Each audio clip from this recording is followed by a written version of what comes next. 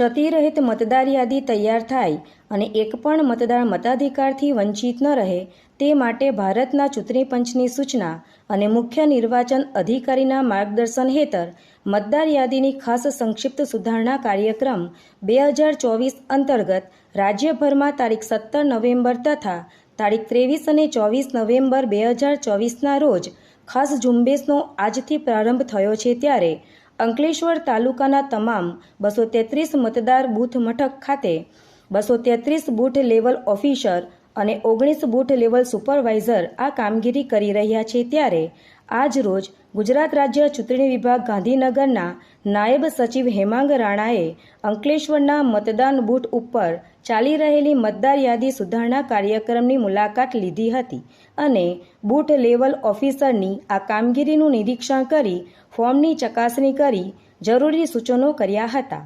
આ મુલાકાત દરમિયાન ભરૂચ જિલ્લા નાયબ ચૂંટણી અધિકારી ડૉક્ટર સુપ્રિયા ગાંગુલી, અંકલેશ્વરના મામલતદાર કરણસિંહ રાજપૂત ઉપસ્થિત રહ્યા હતા અને 18 વર્ષ પૂર્ણ કરતા હોય તેવા યુવાઓની મતદાર નોંધણીની સમીક્ષા કરી હતી।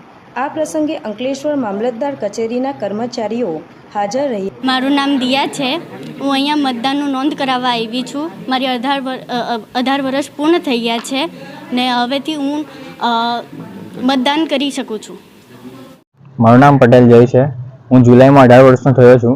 તેથી સરકારના મતદાર યાદી સુધારણા કાર્યક્રમમાં હું મારા બૂથ પર મારું નામ નોંધાવવા આવ્યો છું। હવે આવનારી ચૂંટણીમાં મારા મતાધિકારનો ઉપયોગ કરીશ।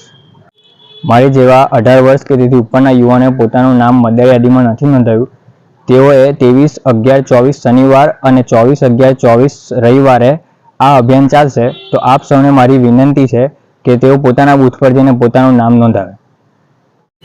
આજરોજ અંકલેશ્વર વિધાનસભા મત વિભાગમાં સંક્ષિપ્ત સુધારણા મતદાર યાદી કાર્યક્રમ ચાલુ છે।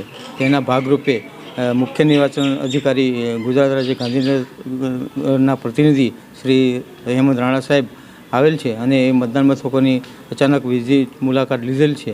દરેક મતદાન મથકના બીએલઓને જરૂરી કામગીરી કરવા માટે સૂચના આપેલ છે અને નવા મતદારોની જે ફોર્મ આવેલ તેની પણ ચકાસણી કરેલ છે અને વધુમાં વધુ નવા મતદારો જોડાઈ અને જે ગુજરી ગયેલ છે તેના મરણના દાખલાના આધારે નામ કમી કરવા અથવા નજીકના સંબંધીઓનું પંચનામું કરવા અને જે ફોર્મ નંબર 8 છે એ સુધારા વધારાનું એની પણ ફોર્મની ચકાસણી કરેલ છે।